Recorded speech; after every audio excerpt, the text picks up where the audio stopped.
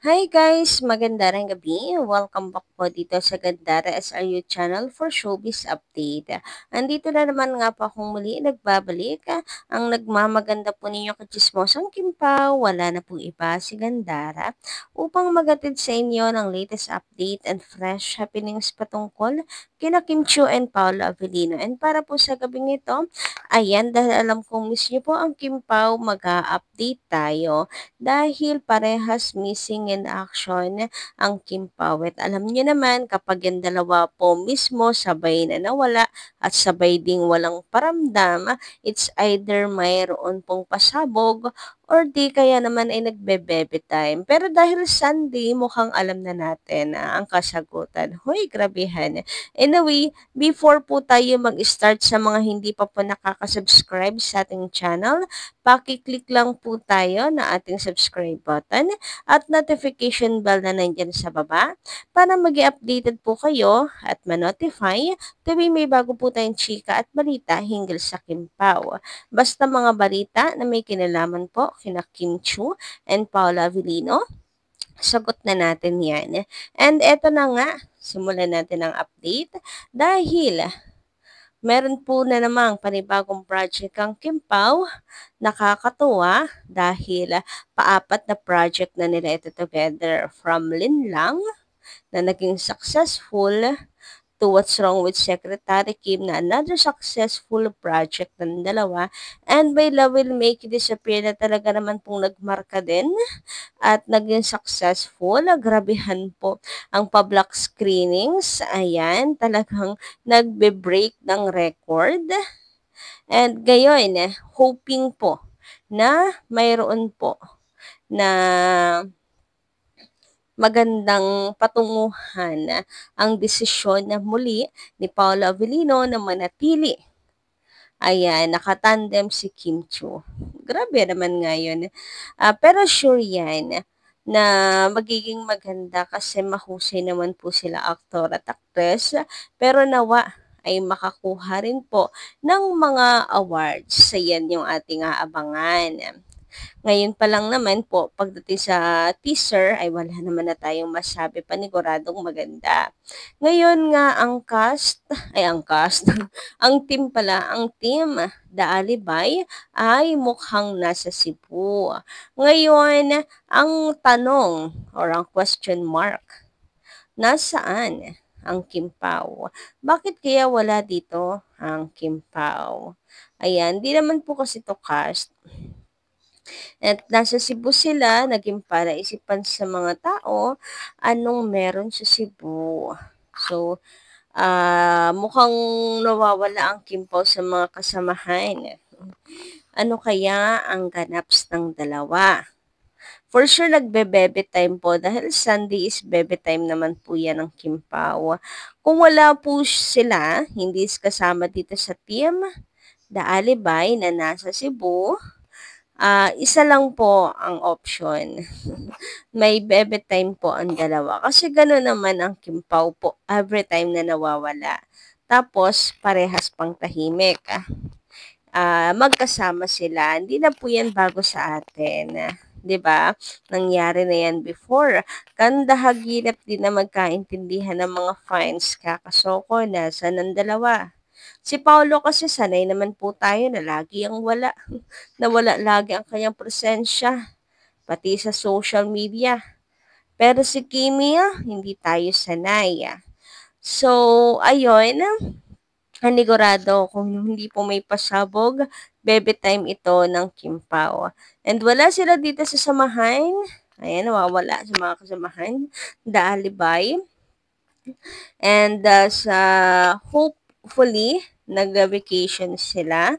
Sana dito rin nga sa Cebu, sana nandyan sila. Ano lang talaga, tawag dito, may ibang ganaps.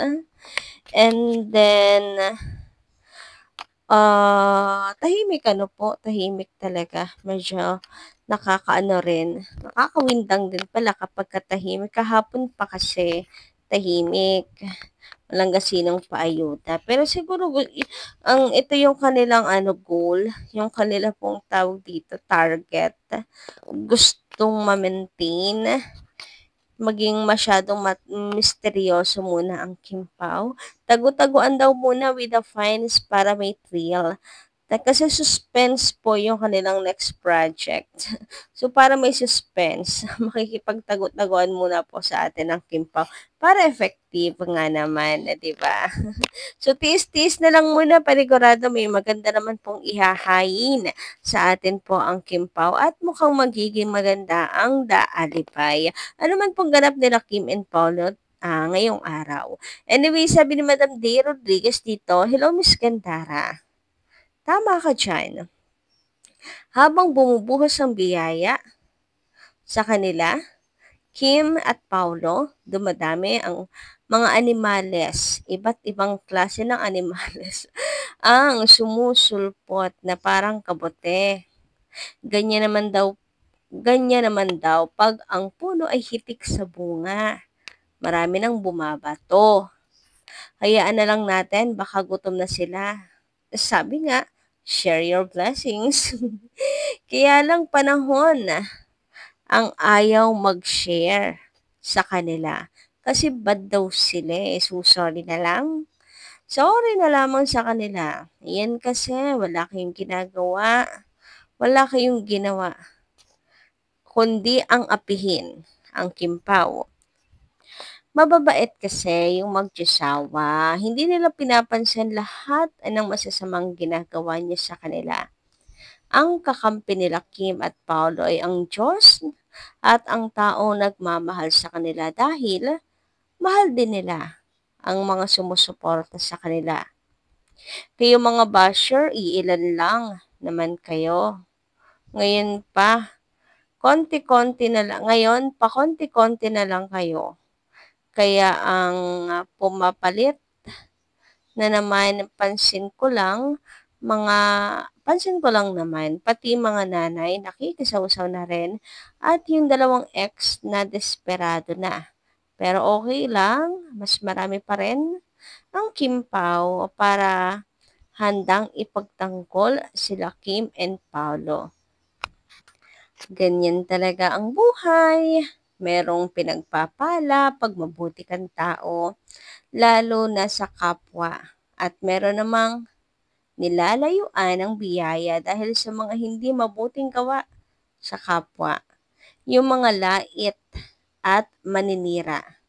Bago-bago na. Tumatanda na tayo. Ayan, grabehan naman nga pong mensahe yan, Madam D. Rodriguez. Napakahaba. Pero like ko yung comment nyo kasi napaka-ano po, true talaga na punto, by punto. Nakuha nyo po talaga yung naisa-isa nyo lahat. Ayan.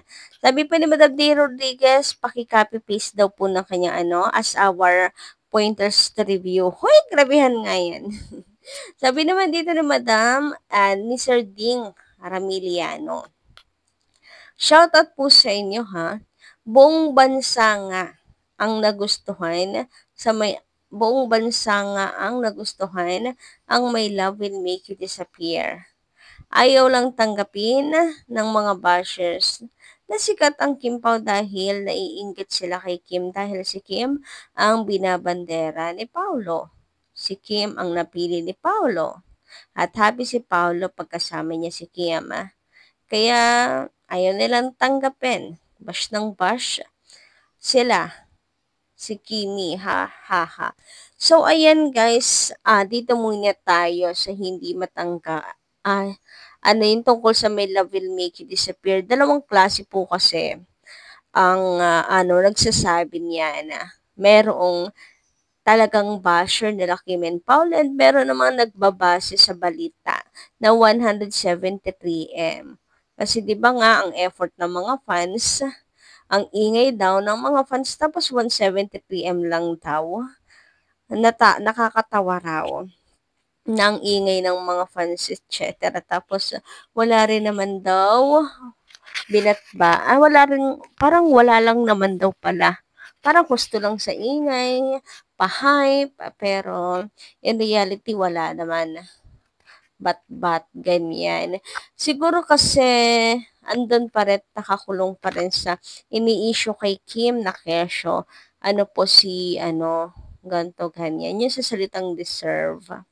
Ayan, deserve din daw na naging flop ang May Love Will Make You Disappear. So, nag-base sila sa balita na 173M lang. Ang mga fans hindi naman po siya naniniwala na 173M lang dahil nakakaloka naman yon. 700, ano ba yan? 100 million na po, 7 days pa lang. Tapos, after 5 weeks, 73M lang ang nadagdag. Bakit ganon? Parang nakakaloka daw yon. Ang dami pong nagpa-block screenings. So, ayan. Ayoko na lang mag-talk about naman sa mga bashers. Wala tayong magagawa. Ganun talaga. Hahanap at hahanap po sila ng butas. Anyway, sa ngayon, ang masasabi ko lamang po, ayan, hindi po magkakaroon ng another project ang Kim Pao kung hindi po pumatok ang kanilang pelikula. Period. Yun lang yun. Kasi bakit pa susugal ang ABS-CBN at niligawan pa talaga si Paolo Avellino kung hindi patok silang dalawa ni Kim Chiu. At wala silang kinita sa May Love Will Make You Disappear at ito po yung nag-flop. 'Di ba? Binigyan na nga nila ng project ng Kim Pao Together Again. Then, niligawan pa nila si Paolo para maging bahagi ng Star Magic. So, dun pa lang, sabon na yung mga nagsasabi na flop, ang May Love Will Make You Disappear. So, yun lang. Hanggang dito lang muna aking update. Thank you so much sa pakikinig. Kita-kits po tayo sa susunod kong chika. Maraming salamat.